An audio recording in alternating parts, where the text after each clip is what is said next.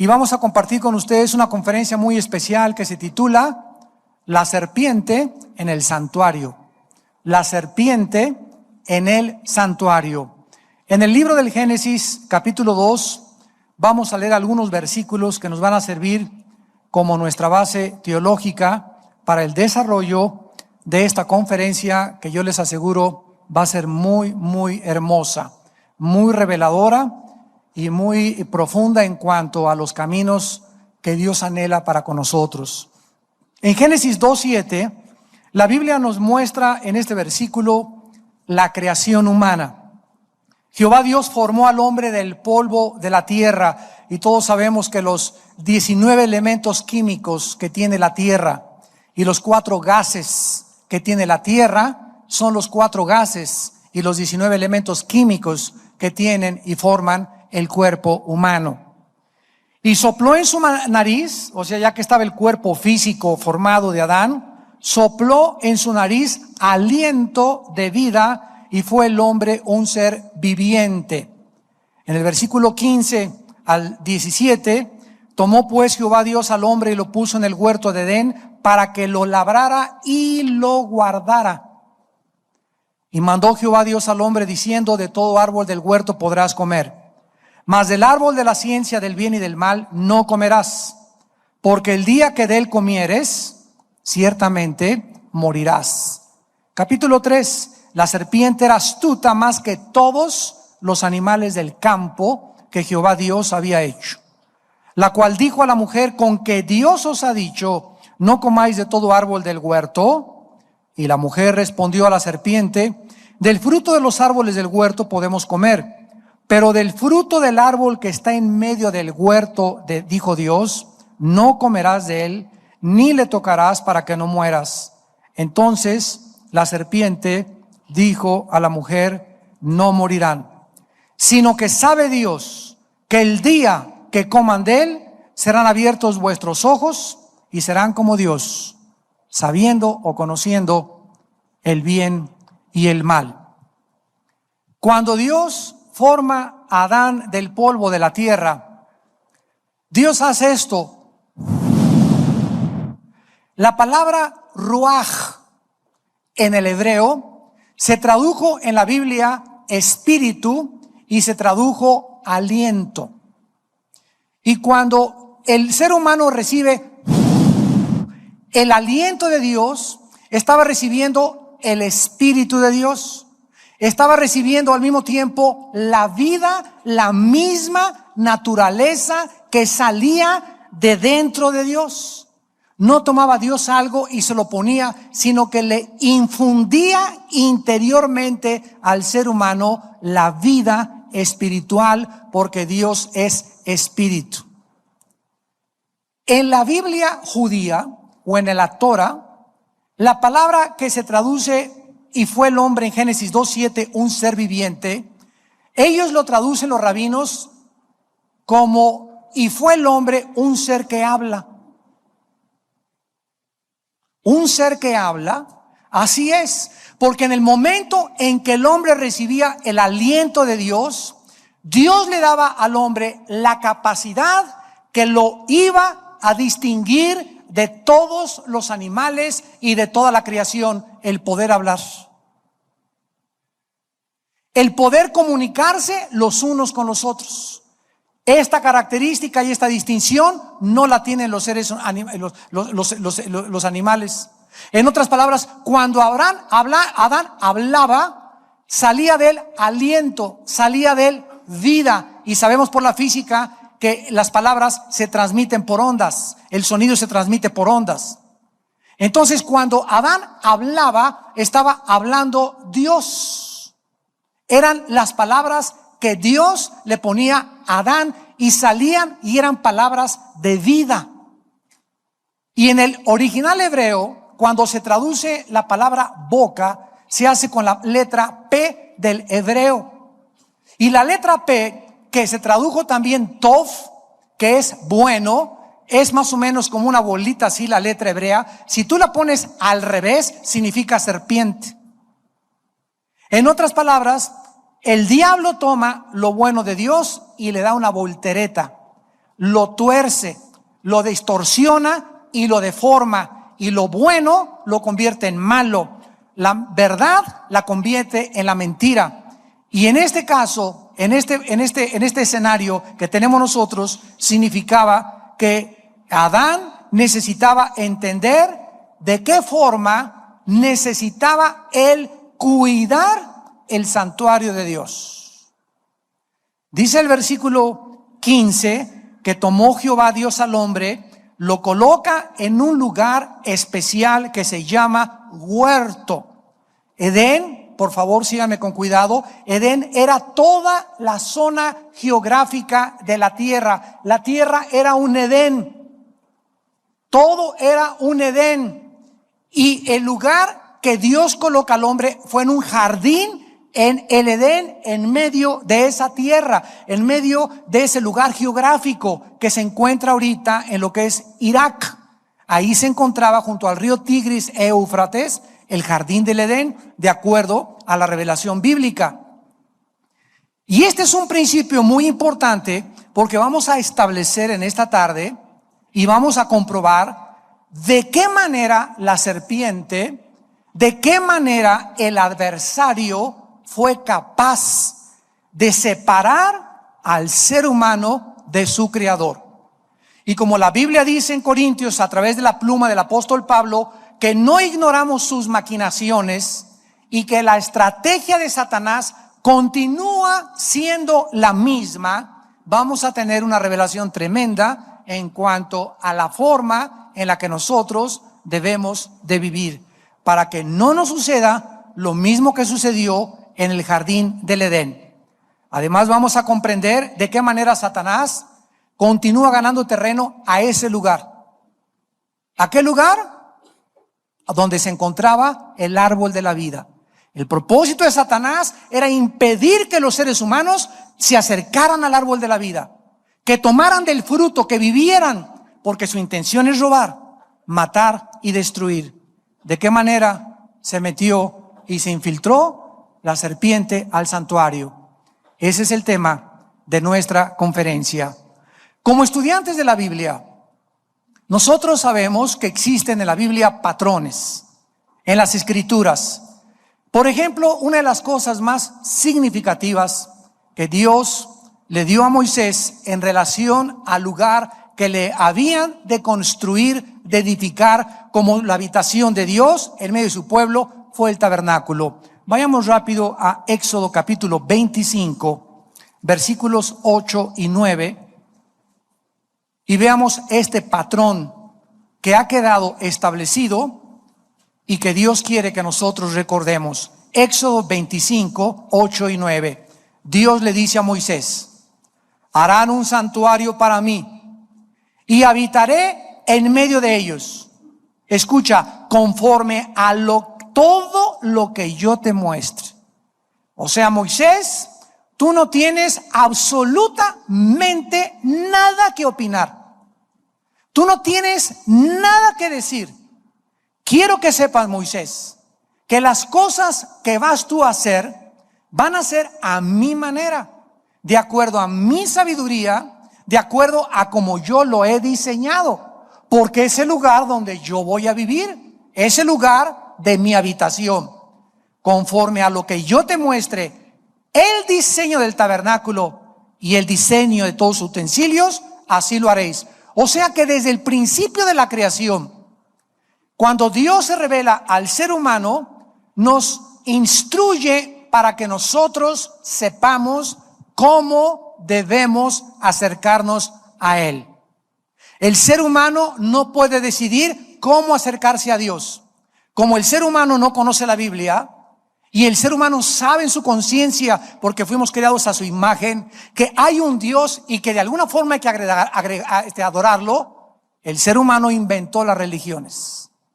Entonces el ser humano le trae una charola de jitomates, la India María le trae una olla de mole, otros hacen un tronco y un árbol y hacen un santo o hacen un Dios, otros se inclinan ante el sol, otros ante la luna, ante las estrellas, pero el ser humano es un adorador por naturaleza, sin saber lo que está adorando. ¿Por qué? Porque no conoce las instrucciones de Dios. Pero Dios se ha revelado al ser humano en la Biblia y nos ha dejado claramente un patrón. Nos ha dicho Él cómo debemos acercarnos para adorarle. El tabernáculo, pues, fue construido, fue edificado de acuerdo a las instrucciones de un plano que en el monte Sinaí Dios le entregó a Moisés.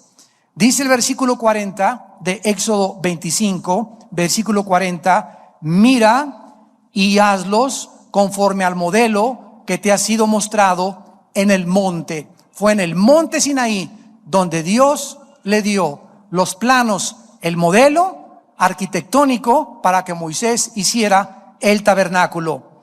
Consecuentemente, mucha gente cree equivocadamente que el primer santuario de Dios en esta tierra fue el tabernáculo. Sin embargo, esto es lo que vamos a considerar en esta mañana. No fue así. Recordemos que el ser humano no subió al cielo para tener comunión con Dios allá arriba, sino que Dios bajó aquí a la tierra para tener Él comunión con nosotros. Por tanto, si Dios iba a bajar del cielo a la tierra desde que creó al ser humano, Adán y Eva, Dios tenía que vivir, Dios tenía que habitar en un lugar santo que se llamó el Jardín del Edén. Ahí Dios iba a habitar con Adán y con Eva, ahí iban a oír su voz todos los días, ahí iban a disfrutar su presencia, ahí iban a tener comunión todos los días ininterrumpidamente con Él. En otras palabras, este lugar santo, repito, sería el Jardín del Edén. O sea, el primer santuario que Dios hizo en esta tierra fue el Jardín del Edén. Lo vamos a comprobar. La Biblia nos menciona en el Jardín del Edén ciertas características que tenía con el tabernáculo. A ver, vamos a comparar el Jardín del Edén con el tabernáculo. Para que entendamos, el tabernáculo tenía 3 secciones. El atrio, donde había un altar de bronce, y ahí afuera en el patio, se podría llamar el atrio, el patio, se ofrecían los sacrificios. Después los sacerdotes entraban a una casita de 2 cuartos, y el primer cuarto se llamaba el lugar santo. Ahí todos los sacerdotes entraban, y ahí estaba la mesa de los panes de proposición, había un candelero, etcétera, etcétera. Y el otro cuarto estaba dividido por un velo que tenía labrados o cosidos 2 querubines. Y dentro del lugar santísimo, que era el más importante, nada más había un mueble, el arca del propiciatorio. Ahí en el lugar santísimo era donde el sacerdote en el mes de Tishri, el 7º mes del calendario judío, una vez al año ofrecía el sacrificio que en la Biblia se llama el día de la expiación, en el hebreo el Yom Kippur. Solamente el sumo sacerdote podía entrar ahí. Vean ustedes esto que es maravilloso. En Génesis 4, la Biblia menciona que cuando Dios expulsa a Caín del Edén, dice la Biblia en el versículo 16, Génesis 4, 16, salió Caín delante de Jehová y habitó en tierra de Nod, que es Irán, actualmente Irán, que se encuentra al oriente de Edén. O sea, el Edén seguía existiendo, era el lugar geográfico, pero Caín fue sacado y fue llevado al oriente del Jardín del Edén. Y recordamos que Caín y Abel ofrecían sacrificios. ¿Se acuerdan? Porque Dios les instruyó. ¿Y dónde se ofrecían los sacrificios en el tabernáculo? En el atrio, en el patio. O sea que el Edén era el atrio, el patio del lugar o del tabernáculo de Dios en el huerto. Después encontramos, ¿verdad?, que esta tierra de Edén que correspondía al atrio, el jardín entonces, el Jardín del Edén correspondía al lugar santo. Pero el centro del jardín donde se encontraba el árbol de la vida, ahí se encontraba el lugar santísimo. ¿Ven ustedes este patrón? Es lo que se refiere en la teología, los tipos y antitipos y los patrones. Dios deja un patrón en el jardín del Edén con un atrio, un lugar santo y un lugar santísimo. Siempre Dios ha trabajado así y lo vamos a ver en el Nuevo Testamento. Después, cuando le da los planos a Moisés, repite otra vez el mismo patrón, porque es el diseño que Dios tuvo para a su bien y de acuerdo a su soberanía comunicarnos. Ahora, ¿verdad? El jardín del Edén, pues, fue el primer santuario sobre la tierra, y es muy importante establecer esto, que el jardín del Edén fue el primer patrón del santuario de Dios en cuanto a la manera de cómo Dios anhela de que nosotros hagamos las cosas en su presencia. O sea, si queremos saber cómo acercarnos a Dios, qué le gusta a Dios, qué no le gusta a Dios, retrocedamos al origen, cuando Dios puso al ser humano y el ser humano aún no había pecado. En otras palabras, el Padre siempre ha sido específico en cuanto a la manera en que nosotros debemos hacer las cosas en su santuario. Por ejemplo, no lo vean, pero en Levítico 10, los hijos de Aarón, Nadab y Abiú, ofrecieron fuego extraño. ¿Se acuerdan? Cuando leímos todo el libro de Levítico, versículo por versículo, ahí lo tenemos grabado, todo Levítico lo tenemos grabado versículo por versículo. Y cuando ofrecieron fuego extraño, fueron muertos instantáneamente. Dios daba a entender con la muerte de Nadab y de Abiú que todo lo que se relaciona con su santuario debe ser hecho con manos santas. Y nos está diciendo que sigamos sus instrucciones. Dios no quiere que nosotros escojamos ni decidamos la manera de poder acercarnos a Él. En otras palabras, realmente Adán fue el primer sacerdote terrenal. Regresamos al Génesis y veamos ahora, profundizando ya un poco más con estas bases, ¿qué instrucciones recibió Adán cuando aún no había pecado? Cuando él era santo, a la imagen y semejanza de Dios, cuando él, ¿verdad?, estaba en el máximo desarrollo de sus potencialidades, cuando su cerebro, como decía Alberto Einstein, el ser humano tiene desarrollado el 6-7% de su IQ, de su coeficiente intelectual. Imagínense ustedes, tenemos un 90% del cerebro que no hemos desarrollado. Qué increíble capacidad tenemos para aprender, para memorizar, para conocer. Un niño de 6 años puede hablar 4 o 5 idiomas. Un niño de 6 años puede hablar 4 o 5 idiomas. No tenemos idea de lo maravilloso que es nuestro cerebro. Veamos las instrucciones que Dios le dio a Adán antes de que el pecado entrara al mundo. En la primera es en el capítulo 1 del Génesis, versículo 26. Hagamos al hombre a nuestra imagen, a nuestra semejanza, señoree en los peces del mar, en las aves de los cielos, en las bestias, en la tierra y en todo animal que se arrastra. Número 1, multiplíquense. Adán y Eva les di sus cuerpos. Y quiero que recuerdes, Adán, que no te traje a Paco. Y quiero que recuerdes, Eva, que no te traje a Mariquita. Te traje un hombre y a una mujer con órganos reproductores femeninos para que entre los dos pueda haber una relación santa ante mis ojos, honroso sea el matrimonio sin mancilla, y ustedes puedan reproducirse, y ustedes puedan multiplicar y llenar la tierra, porque esa fue la primera instrucción que Dios le da al ser humano. En segundo lugar, encontramos en el capítulo 2, versículo 15, la segunda instrucción. Tomó pues Jehová Dios al hombre y lo puso en el huerto del Edén para que lo labrara y lo guardara. Y esto va a ser el centro de todo nuestro estudio en esta tarde. Para que lo labrara, o sea, para que trabajara en el huerto. No tenía una hamaca Adán con una limonada. Él estaba trabajando, con la única excepción que no sudaba, ni la tierra le oponía resistencia. Pero, pregunta, ¿de quién lo tenía que cuidar?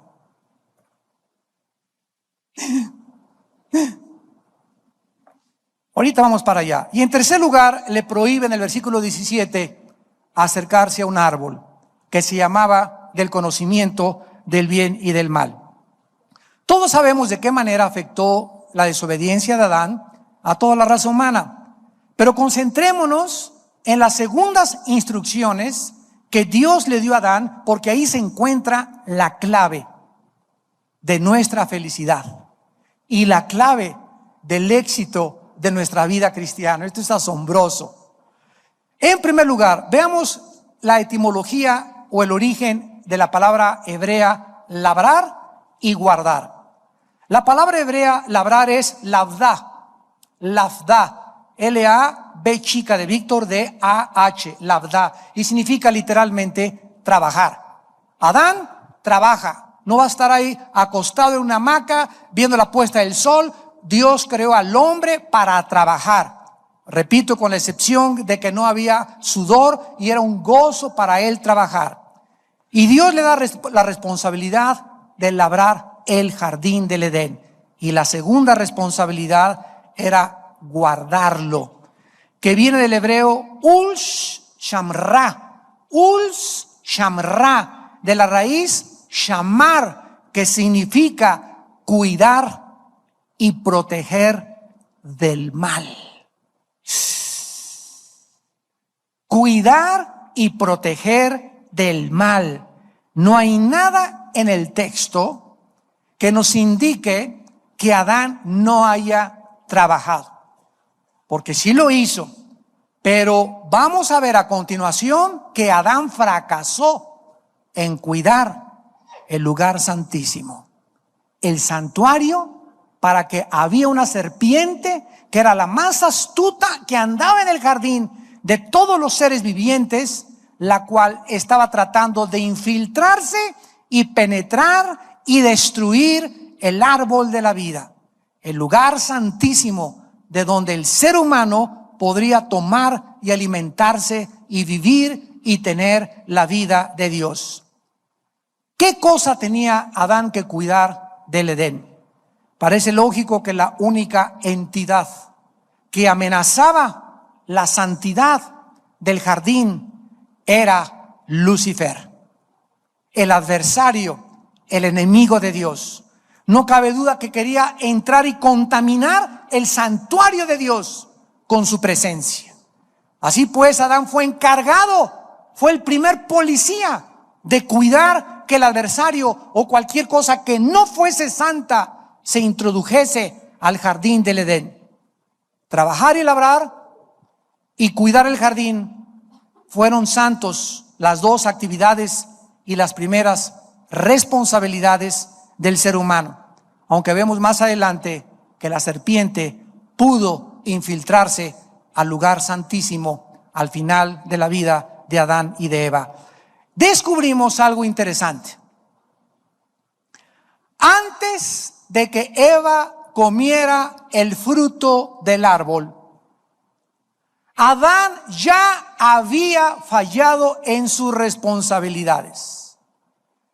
Tal vez Adán estaba demasiado ocupado trabajando que se le olvidó y descuidó totalmente el cuidar del jardín que fuera invadido.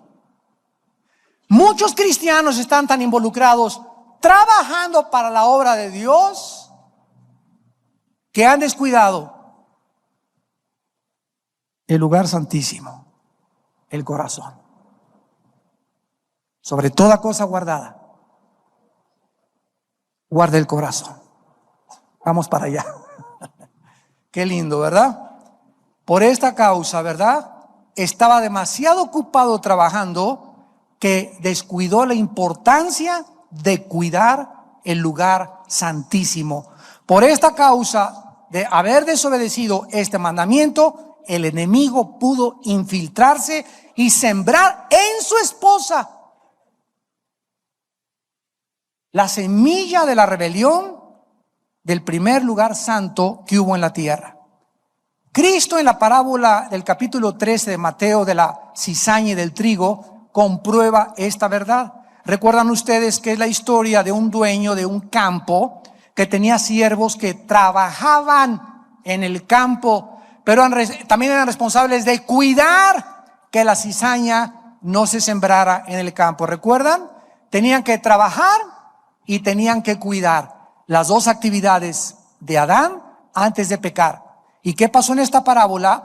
Que el enemigo, ¿verdad?, cuando los trabajadores se durmieron, pudo infiltrarse y sembrar la cizaña en medio del trigo. De la misma manera de que Adán cayó y descuidó cuidar el lugar santísimo, su trabajo en el jardín fue inútil. Todo lo podemos hacer para la obra de Dios, cuidando y trabajando y repartiendo folletos y la iglesia, etcétera, etcétera. Pero lo más importante de nuestra vida cristiana es cuidar nuestro corazón.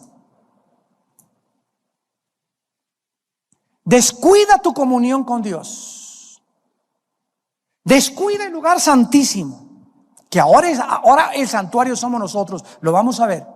Somos el templo de Dios ahora. Descuida tu vida de comunión con Dios y no importa cuánto hagas y cuánto trabajes.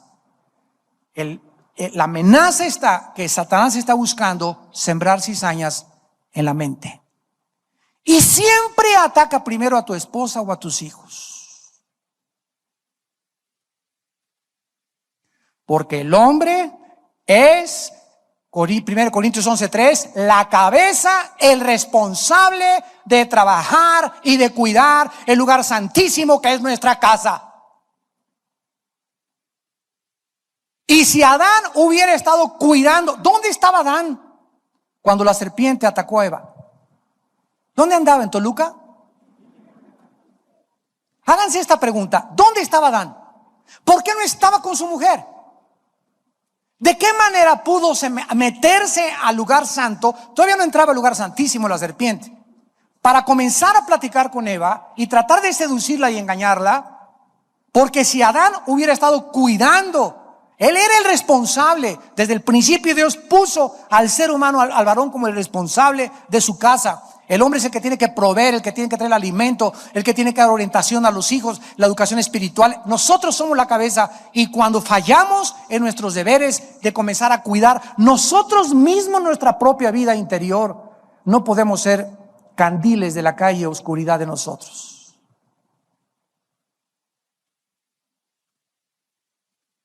Ahora, por causa de que habían descuidado el lugar santo, Adán y Eva fueron sacados de la presencia de Dios.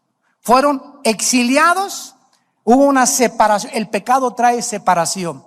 La palabra muerte no significa cesar de existir. La palabra muerte en la Biblia significa separación. Entonces, Adán y Eva murieron espiritualmente, fueron separados de la presencia de Dios, y Dios puso en el lugar santísimo un querubín con una espada encendida, revoloteando en su mano. Y el querubín, cuando Dios le dice a Moisés que hiciera el tabernáculo, le dice Dios a Moisés: cuando hagas 2 querubines sobre el propiciatorio, hazlos de una sola pieza. En otras palabras, los querubines en el lugar santísimo representaban y cuidaban la santidad de Dios, porque estaban en el arca así los dos, mirando al lugar donde la sangre era derramada. Los querubines representan la santidad de Dios, y el propiciatorio significa y representa el lugar de la sangre, del sacrificio. En otras palabras, no podemos divorciar el sacrificio y el altar de la santidad de Dios, que representan los querubines. Esto es muy importante, porque el arca, que representa la presencia de Dios, fue la única pieza en el lugar santísimo, y lo único que los dividía era una sábana, era una cortina con 2 querubines ahí tejidos, que estaban impidiendo, como en el huerto, la presencia del lugar santísimo, más que del sumo sacerdote una vez al año. Cuando Dios da instrucciones para que se haga el arca, repito, tenían que labrarse 2 caporet. La palabra caporet es querubines en el hebreo, y estos estaban cuidando la presencia de Dios. Así pues, los querubines, para que entendamos, están asociados con la protección, con guardar, con cuidar la presencia de Dios. Por eso fueron colocados al oriente del jardín del Edén, para cuidar que nadie comiera del árbol de la vida, sin que antes la justicia de la espada del querubín se cumpliera y la santidad de Dios. El hombre se separa de su creador, y el hombre no puede regresar a comer del árbol de la vida hasta que la justicia de Dios y la santidad de Dios se pudieran cumplir. como la justicia y la santidad no se podían cumplir ni en Santa Rita de Casia, ni en San Agustín, ni en San Crisóstomo, ni en Santa Cachirula, etcétera, etcétera, solamente un hombre pudo cumplir la justicia de Dios y la santidad de Dios, y se llamaba Jesús. Y él, con su vida justa, al morir en la cruz y cumplir la santidad de Dios, exhibe en la cruz la santidad de Dios. La paga del pecado es la muerte, y Dios tiene que ser justo en castigar el pecado, y lo castiga en nuestro lugar y lo castiga en tu lugar. Y esta es la razón por la cual, hasta que Cristo entra a nuestra vida. ¿Y quién es Cristo? El árbol de la vida. Él es el que trae la vida a nuestra vida. Él es mis palabras son espíritu y son vida. La palabra de Dios, Cristo y la vida son sinónimos en la Biblia. Cristo es la palabra encarnada de Dios. Cristo es, y dijo, mis palabras son espíritu. Cuando Cristo hablaba, salía de él la vida de Dios. Cuando el diablo habla, sale la muerte. Cuando Cristo habla, sale la vida. Cuando el cristiano habla, tiene que hablar palabras de vida, la palabra de Dios, porque son vida y son espíritu. Por eso el que quiera ver días buenos, guarde su lengua de hablar el mal, ni admita reproche alguno contra su vecino. Porque el que quiera habitar en el tabernáculo de Jehová tiene que andar en integridad, en la verdad de su corazón, en hacer justicia y en no hablar mal de su prójimo. Vemos nosotros ahora en Proverbios capítulo 3. Ahorita regresamos al Génesis.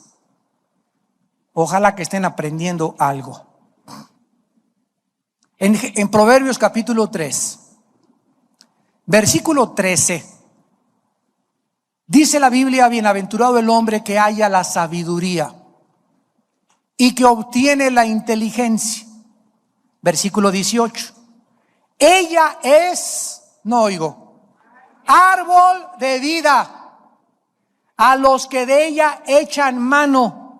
Y dichosos o bienaventurados son los que la retienen. Al leer este proverbio, es claro que la sabiduría en la Biblia es sinónimo de la palabra de Dios, y que la palabra de Dios está personificada en el árbol de la vida. Así pues, la palabra de verdad o la palabra de Dios y la vida significan, ¿verdad?, lo opuesto a la mentira y a la falsedad. El adversario siempre tratará de atacar el árbol de la vida, que es la Biblia. Siempre tratará de atacar a los que acudimos al árbol de la vida, que somos los cristianos. El Satanás tratará de destruir y tratará de impedir que yo hoy en la mañana haya tenido comunión con Dios. Va a ser todo lo imposible, Satanás, mañana en la mañana, porque de mañana oirás mi voz, dice la Biblia, para que tú te despiertes y lo primero que hagas es abrir la Biblia y tener un momento de comunión con Dios. Va a sonar el teléfono, te va a dar flojera, te va a meter ideas. No, mejor arréglate primero, mejor báñate primero, mejor haz estas cosas, y cuando te das cuenta, ya nomás hiciste Jesucito mío y su compañía, en el nombre de Jesús, amén. Y ese fue tu devocional. Oh, no, yo en el carro voy manejando, hermano. Sí, te alabo, Señor. No estamos hablando de eso. Estamos hablando de un tiempo en el que tenemos diario que estar a solas, en silencio, sin que el gallo, ni el perico, ni el iPod, ni la tocadisco, ni nada suene, que haya silencio. Y lo mejor es a las 5 o 6 de la mañana, en un cuarto privado. Métete al baño si quieres, pero necesitamos diario un tiempo a solas para pasar con Dios y comenzar a desarrollar nuestro discernimiento y nuestra capacidad espiritual, que está adormecida, para que acostumbremos nuestro espíritu a oír su voz.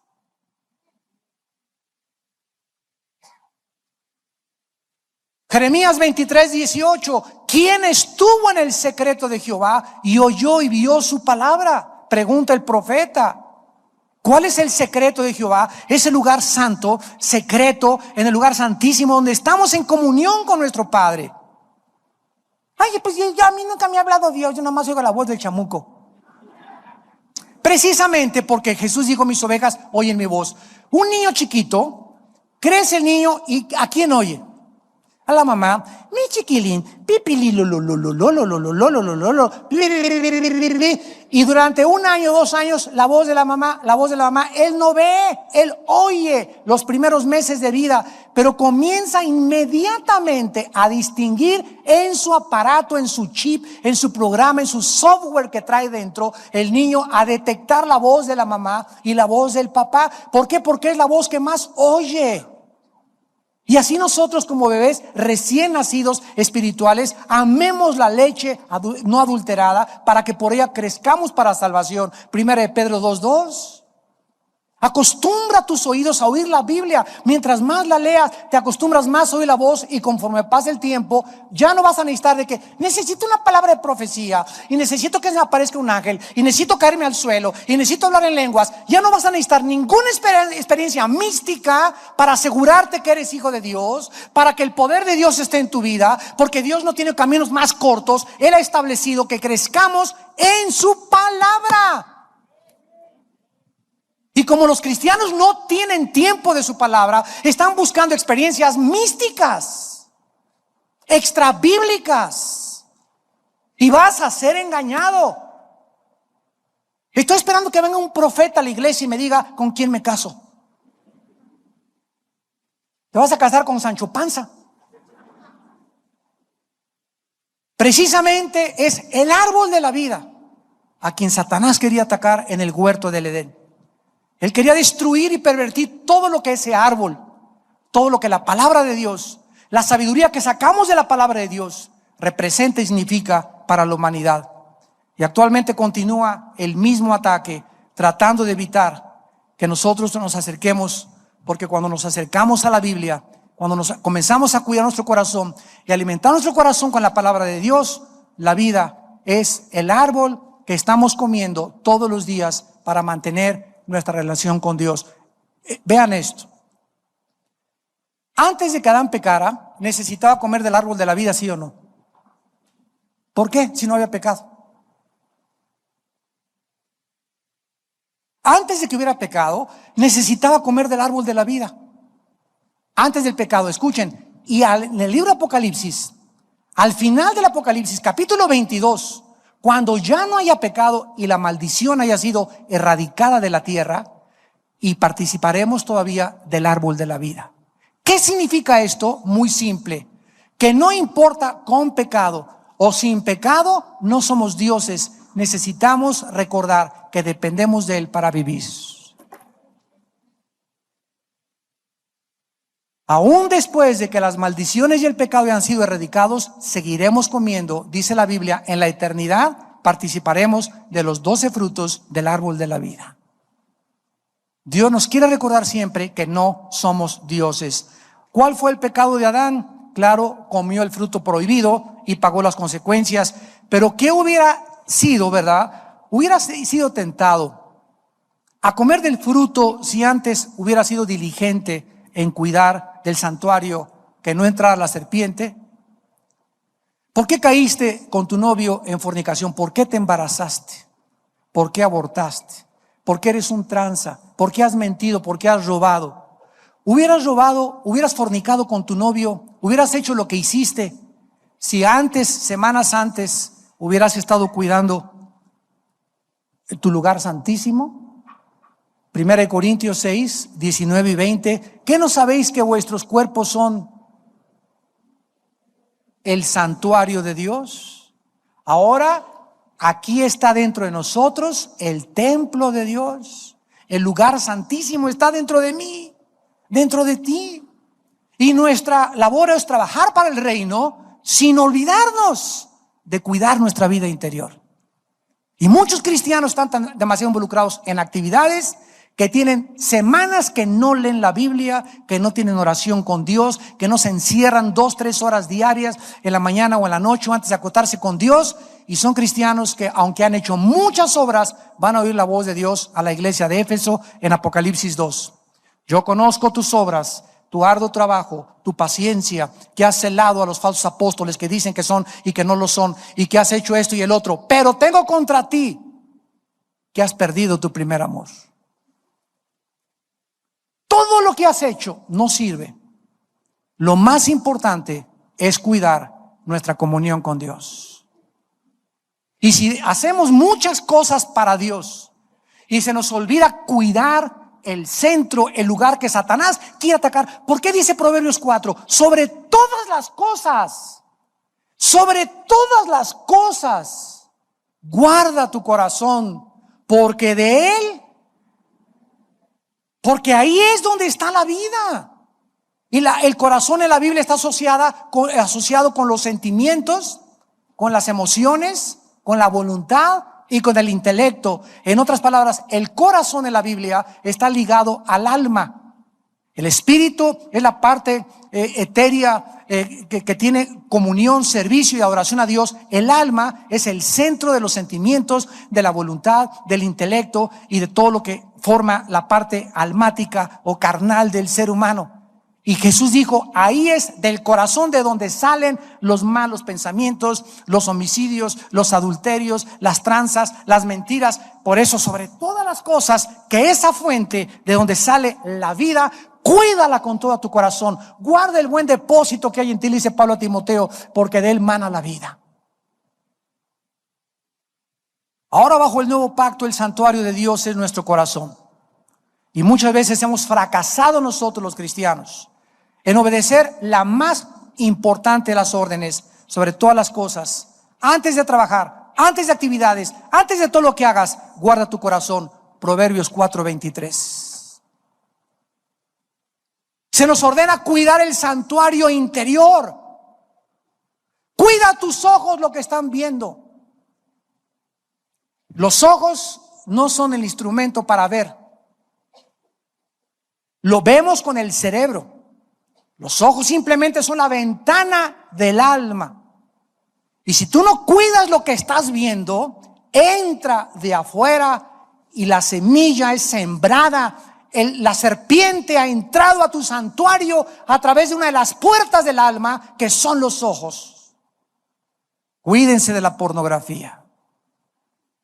Cuídense de todas estas cosas, de esos anuncios que vemos. Voltea tus ojos, cierra tus ojos, apaga la televisión, dale vuelta a la manzana, niégate y dile no, no, no. Resiste el pecado, porque mientras más resistas al pecado, les contaba ayer a los jóvenes, más fuerte se hace tu vida interior y más capacitado estás y más gruesa tu armadura para resistir los días difíciles que vienen en el futuro a toda la humanidad.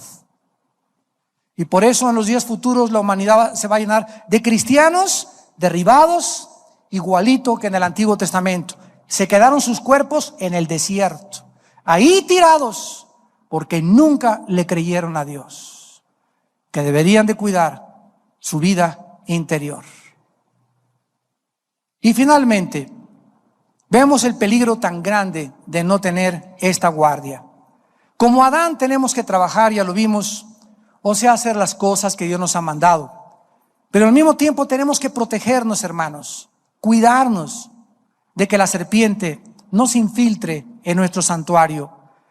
Si solamente nos concentramos en trabajar y en ser activos para Dios y nos olvidamos de guardar nuestro corazón, todas nuestras obras serán descalificadas, como la iglesia de Éfeso. Cuando descuidamos nuestra vida interior, Satanás comienza a sembrar cizaña y el ataque es la mente. La mente es el campo de la batalla de la guerra espiritual, la mente. Aquí se libran las batallas en la mente entre el bien y entre el mal. Y Satanás siembra semillas primero de confusión, nos confunde. Ay, estoy muy confundida, no sé si casarme o no casarme.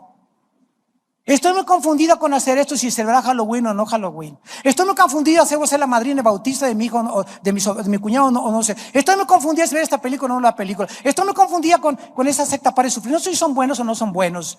Y comienzas a perder la brújula entre el bien y entre el mal. Ves zonas grises. No tienes un juicio equitativo dentro de tu corazón, porque no puedes ver claramente a través de los ojos de la fe y del Espíritu Santo. Estás confundido en tu mente, vienen dudas. Nunca habías tenido tantas dudas como cuando comienzas a descuidar tu corazón, tu vida interior. Vienen mentiras que te van a contar tus amigas, mentiras que te van a contar. El diablo te va a atacar por todos lados, porque su objetivo es el santuario de Dios, el árbol de la vida, nuestro corazón. Y Él va a encontrar la forma y el camino de meterse a nuestro corazón, haciendo falsedad en nuestra mente. Nos va a desafiar a que dudemos de la Biblia, nos va a tentar a creer la mentira y nos va a recordar que cada mentira, ¿verdad?, contiene algo de verdad. Porque esto es lo que es la mentira, la perversión, totalmente la verdad, porque toda mentira contiene algo de verdad. Su propósito final es debilitar nuestra comunión con Dios. ¿Cuál fue la prioridad de Jesús? ¿A qué fue a lo que Jesús le dio más importancia? Marcos 1:35. Siendo aún de mañana, cuando ni el sol había salido, Jesús se levantó. Estamos hablando de las 4:30, 5 de la mañana. Se dejó de escuchar los ronquidos de Pedro y se fue, seguro que fue por eso, a un lugar desierto, y allí oraba con el Padre. Cristo todos los días se levantaba en la madrugada y lo primero a lo que dedicaba los primeros minutos de cada día que Dios le concedía y que Dios nos conceda a nosotros: dichosos los que me buscan de mañana, porque temprano me encontrarán, dice el Señor. Dice el Salmo 5: de mañana oirás de mi voz, de mañana me levantaré y me presentaré delante de ti. Moisés, Josué, Abraham, los santos, Cristo, todos los grandes hombres de la Biblia, era en las mañanas, en la madrugada de preferencia, cuando tenían comunión con Dios. Y si no disciplinamos nuestras vidas a tener ese tiempo de comunión con Dios, pase lo que pase, la serpiente tarde o temprano encontrará la manera de infiltrarse a tu corazón. Quiero terminar con un ejemplo con la iglesia de la Odisea en Apocalipsis. El Señor Jesús le dijo a la iglesia de la Odisea: tú dices que no tienes necesidad de nada y no sabes que eres un pobre, desventurado, miserable y pecador ante mis ojos. Cristo alerta a esta iglesia, Apocalipsis 3:15 y 16, a que ellos tenían algunas cosas donde se veían a sí mismos de una forma equivocada. La iglesia de la Odisea decía eso: yo no tengo necesidad de esta comunión. Yo te puedo ir a la iglesia el domingo, dar mis diezmos de vez en cuando, un estudio bíblico a la semana, pero eso de que todos los días tenga que tener comunión con Dios, no lo creo que sea tan necesario. O sea, eso fue lo que ellos pensaron. ¿Se acuerdan ustedes lo que le dijo Dios a Moisés? Haz las cosas conforme a mis instrucciones. Nunca nos atrevamos a pensar algo más de nosotros que no está en la Biblia. Pues yo creo, pues sabes una cosa, no me importa lo que tú crees, sino lo que cree Dios. Pues yo creo que ese muchacho, aunque no sea cristiano, me caso con él y después se convierte. Es que no me importa lo que tú creas, muchachita, ¿le crees a Dios o no le crees a Dios? No te cases con un incrédulo. Se va a convertir después. Eso dices tú, no lo dice Dios. Y es la lucha diaria de nuestros pensamientos con las instrucciones de Dios, que el diablo viene y nos tienta. No es cierto, Eva, no es cierto. Tú toma ese fruto, cásate con esa persona, acuéstate con ese muchacho, acuéstate con esa persona, haz esta tranza, haz este negocio, te va a ir bien. No le creas a Dios. Y aquí se decide en nuestra mente la guerra entre el bien y entre el mal. Y toda la cuestión es: ¿a quién le vamos a creer? La iglesia de la Odisea es descrita como tibios. ¿Quién es una persona tibia? Una persona que ha comenzado a decidir ella misma lo que es bueno y lo que es malo.